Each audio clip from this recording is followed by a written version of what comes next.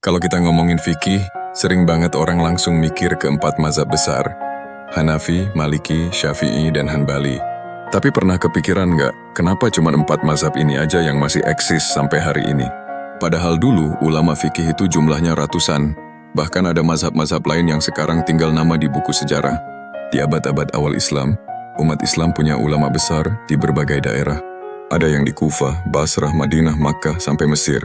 Mereka semua punya metode istinbat hukum sendiri. Tapi seiring waktu, nggak semuanya bisa bertahan. Nah, disinilah 4 mazhab tadi muncul sebagai yang paling kokoh. 4 imam mazhab ini punya metode ijtihad yang jelas, sistematis, dan bisa diajarkan ke murid-muridnya. Misalnya, Imam Abu Hanifah dengan kiasnya yang kuat, Imam Malik dengan amal ahlil Madinah, Imam Syafi'i dengan usul fiqhnya yang tertata rapi, dan Imam Ahmad dengan pegangan kuat ke hadis. Jadi, bukan cuma karisma pribadi, tapi juga warisan metodologi yang bikin mazhab mereka bisa terus dipakai. Nah, jangan lupa juga faktor politik dan sosial.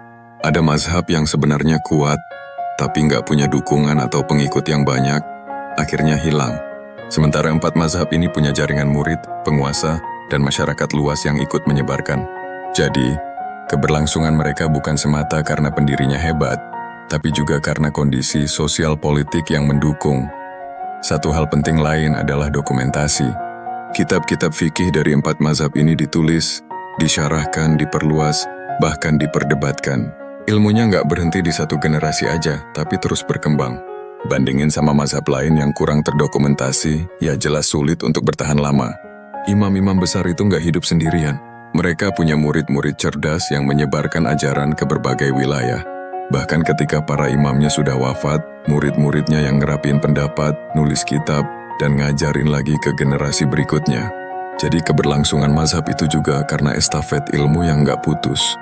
4 mazhab ini akhirnya diterima luas sebagai representasi fikih Ahlus Sunnah wal Jamaah. Ada yang dominan di Irak, ada di Mesir, ada di Afrika, ada di Asia Tengah, ada juga di Nusantara. Walaupun berbeda detail, mereka punya fondasi sama, Al-Quran, Sunnah, Ijma, dan Qiyas. Jadi perbedaan mereka bukan pertentangan, tapi variasi dalam memahami syariat.